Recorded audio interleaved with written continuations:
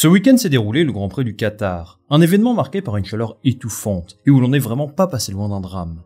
Beaucoup de pilotes ont fait des malaises et se sont retrouvés complètement déshydratés. Je dois vous dire que je n'ai pas vraiment envie de vous en parler, tellement je me suis retrouvé choqué par cette situation. Du coup, je vais faire dédier cette vidéo à un autre sujet de discussion du week-end, et vous l'avez compris, on va évoquer le cas de Lance Stroll. Vous savez que c'est un sujet plus ou moins récurrent sur la chaîne, puisque je fais une vidéo sur lui une fois par an à peu près.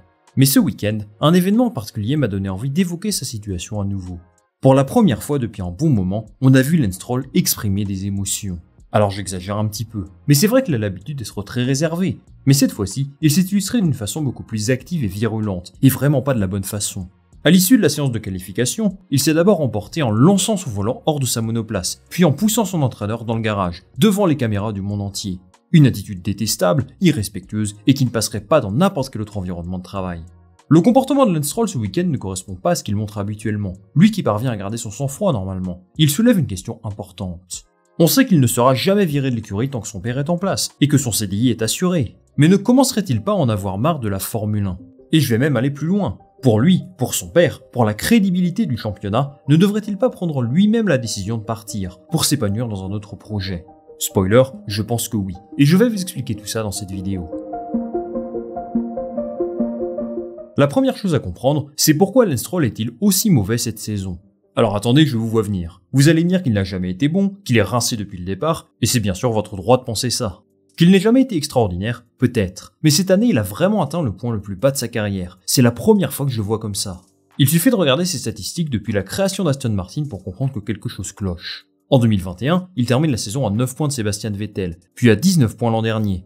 Alors leur voiture était moins performante que cette année, donc la différence n'est pas aussi importante. Mais globalement, c'était plutôt serré entre les deux pilotes. Vettel était quand même au-dessus, en particulier l'an dernier, mais Stroll n'était pas non plus totalement à la ramasse. Mais cette année, il se fait démolir par Fernando Alonso, et le mot est faible. 15-2 en qualif, 136 points d'écart au classement, 0 podium pour lui contre 7 pour Alonso. On croirait qu'il y en a un des deux qui joue en mode facile sur F1 2023, tandis que l'autre joue avec une manette de Xbox avec tous les paramètres les plus difficiles. Alors pourquoi une telle différence ? D'abord parce que la voiture est supérieure à celle de l'an dernier, peut-être parce que cet Alonso est tout simplement meilleur que le Vettel de 2022, ou alors parce que Stroll n'est juste plus dedans, tout simplement. Bon, on peut tomber dans la critique facile et dire qu'Alonso est juste un bien meilleur pilote que lui, mais ça c'est quelque chose qui me semble assez évident. Derrière les chiffres, il y a en fait une réalité technique qui ne fait pas honneur aux compétences de Stroll. C'est en tout cas ce qu'il a affirmé quelques jours avant le Grand Prix du Qatar. D'abord, il n'est pas satisfait par le développement des évolutions de la voiture cette saison. Il explique qu'il était très heureux avec la monoplace en début d'année, mais que peu à peu, les améliorations apportées l'ont amené à changer sa façon de conduire, parce qu'elle ne lui convenait pas. Ça, c'est sans doute vrai. Le train arrière de la MR23 est vraiment sensible, au comportement assez imprévisible, et c'est quelque chose que Stroll a du mal à contrôler, au contraire de Fernando Alonso qui lui parvient à trouver un certain équilibre. Stroll n'est pas heureux des améliorations apportées, parce qu'elles ne correspondent pas à son pilotage, mais aussi parce qu'elles ne fonctionnent pas comme prévu. Encore une fois, il marque un point.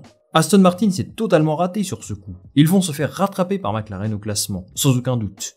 Il ajoute ensuite qu'il a eu pas mal de malchance depuis le début de l'année. Des problèmes de fiabilité, des arrêts au stand au mauvais moment, des erreurs dans le choix des pneus, et il conclut en disant que c'est vrai, qu'il y a des moments où il aurait pu faire mieux lui aussi, et qu'il a une marge de progression sur certains aspects. Je ne vais pas vous mentir, ce discours me fait un petit peu halluciner, parce qu'il manque cruellement de lucidité. Oui, il y a eu des circonstances défavorables, ou encore un développement raté en deuxième partie d'année. Mais quand il y a un gouffre abyssal entre deux coéquipiers, peut-être qu'à un moment donné, c'est le pilote le problème. C'est vraiment ce qui me fait sauter au plafond. Lance Stroll n'assume pas qu'il n'est juste pas au niveau cette année. Alors vous allez me dire qu'il ne va pas débarquer en interview et dire qu'il est mauvais. Mais si, c'est exactement ce que j'attends personnellement. Une vraie remise en question. Regardez, l'an dernier, Ricciardo était aux fraises, et bien il ne s'est jamais cherché d'excuses. Même chose pour Lando Norris. Après la victoire de Piastri en course sprint, on lui a demandé ce qui avait fait la différence par rapport à son coéquipier ce jour-là. Il a répondu très sèchement, un manque de talent. Et ça c'est quelqu'un qui assume totalement, qui reconnaît qu'il n'a tout simplement pas été bon. Ça peut arriver, il a la bonne attitude à mon avis. Lance Stroll n'est pas comme ça, et s'il ne change pas, il ne deviendra jamais un grand pilote. Fernando Alonso n'a eu aucune influence sur le développement de la monoplace de cette année, et il a réussi à s'adapter pour obtenir des résultats qu'il n'aurait jamais pu avoir sans lui. À mon sens, c'est cette attitude qui forge les plus grands pilotes. La capacité à s'adapter à tous les environnements, et Alonso a réussi ça partout où il est passé. Stroll lui est dans l'équipe depuis tellement longtemps, il ne parvient pas à trouver la recette qui fonctionne. Tout ça m'amène à une question importante. Quand on a un tel statut en Formule 1, celui d'un pilote qui est assuré de continuer l'aventure dans la discipline, quoi qu'il arrive, n'y a-t-il pas une certaine responsabilité à assumer ? Et oui, un grand pouvoir implique de grandes responsabilités, comme on dit. Peut-être qu'il serait un bon pilote numéro 2 à côté d'un Fernando Alonso ou de quelqu'un d'autre dans le futur, mais soyons réalistes. Pour devenir champion du monde, comme le souhaite Lawrence Stroll, ils auront besoin de 2 pilotes capables d'être performants sur l'ensemble de la saison. Et son fils n'offre pas ce genre de garantie aujourd'hui. Les amis, il faut qu'on se rende compte d'une chose. En fonction de la volonté de son père, Lance Stroll peut devenir le pilote qui a disputé le plus de grands prix dans l'histoire de la discipline.